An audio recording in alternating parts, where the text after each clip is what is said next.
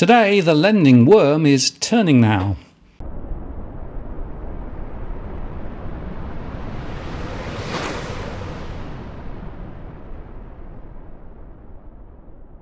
Hello again, it's Martin North from Digital Finance Analytics. Well, latest post covering finance and property news with a distinctively Australian flavour.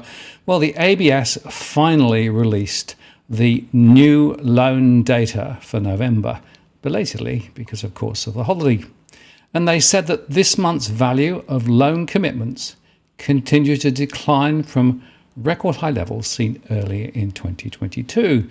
New owner-occupier loan commitments fell 3.8% in November, while new investor loan commitments fell 3.6%. And in fact, the number of owner-occupier dwelling commitments also continued to fall in November to below the pre-pandemic level for the first time.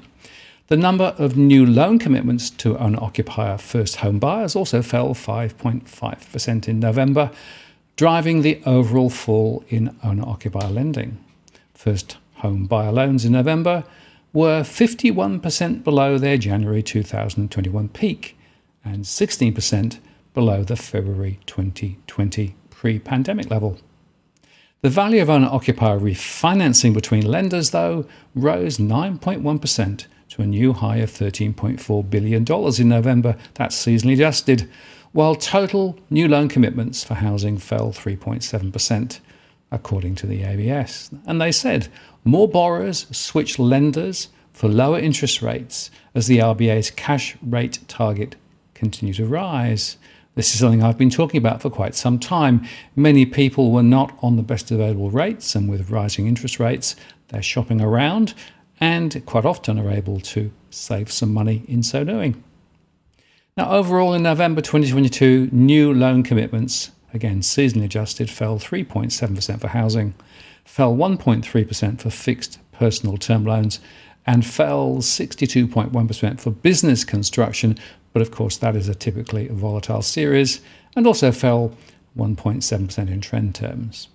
And looking at business purchase of property, it fell 0.7% or 1.6% in trend terms. Now, in November 2022 in season-adjusted terms, the value of new loan commitments for total housing fell 3.7% to $24.7 billion, following a 2.8% fall in October. And it was 24.3% lower compared to a year ago. For investor housing, it fell 3.6% to $8.3 billion and was 23.2% lower compared to a year ago. And in November, in season-adjusted terms for owner-occupier housing, the value of new loan commitments for the purchase of existing dwellings fell 2.7%, and that was 25.9% lower compared to a year ago. And for the construction of new dwellings, it fell 7% and was 16.1% lower compared to a year ago.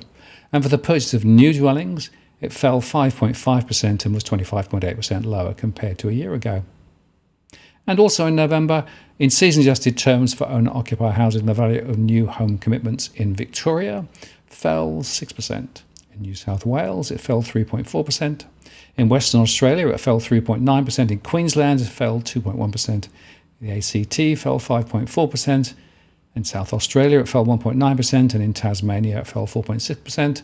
And in the Northern Territory, it fell 7.4%. So every state saw a reduction.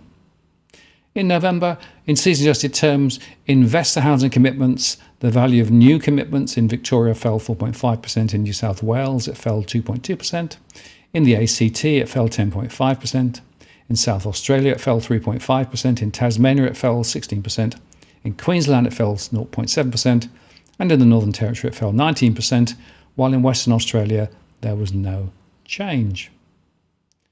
Also in November, in season-adjusted terms, the value of external refinancing for total housing rose 8.2% to an all-time high of $19.5 billion. That was 20.4% higher compared to a year ago.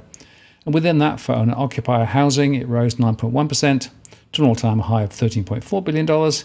And that was 27.1% higher compared to a year ago. And for investor housing, it rose 6.3% to $6.1 billion and was 7.8% higher compared to a year ago. Now, this is a very significant move, of course, but the question is, How long will this refinancing splurge continue? Remembering that the banks at the moment are fighting for those refinance deals, offering cash incentives and other reasons to switch. But of course, there are still people who are stranded because their loan-to-value ratio or their servicing ability means they're unlikely to get an alternative loan. These mortgage prisoners are becoming a very substantial element within the market, but of course, those aren't covered in the ABS statistics. Now, in November, in season-adjusted terms, the value of new loan commitments for fixed-term personal finance fell 1.3% after a fall of 0.5% in October. And for personal investments, it fell 9.3%. For road vehicles, it fell 2.9%. For household goods, it rose 5.1% to an all-time high of $154 million, so pretty small beer, really. And in November 2022, in season-adjusted terms, the value of new business finance loan commitments for construction finance fell 62.1% after a rise of 66.6% in October. In trend terms, it fell 1.7%. And for the purchase of property, it fell 0.7% after a fall of 4.1% in October. And in trend terms, it fell 1.6%.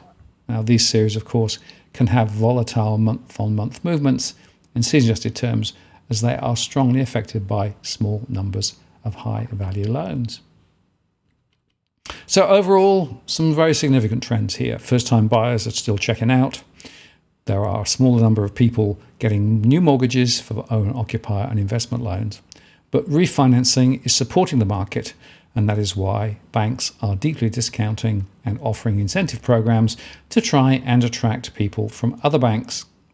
Of course, it's a zero-sum game, really, except that through this refinancing process, a considerable proportion of households are drawing down more equity from their property than just a direct refinancing.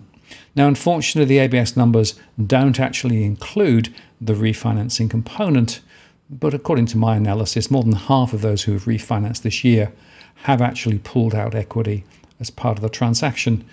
And in a full year, this equity mate strategy is worth about $90 billion, which is pretty much the same as some of the COVID support mechanisms.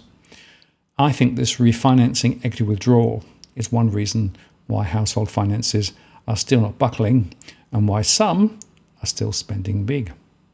We'll see how this plays out ahead, though, because I suspect we're going to find more and more stranded borrowers who are unable to switch onto cheaper deals. And those people, I think, are going to be getting into difficulty in coming months. I'm Martin North from Digital Finance Analytics. Many thanks for watching, and I'll see you again next time.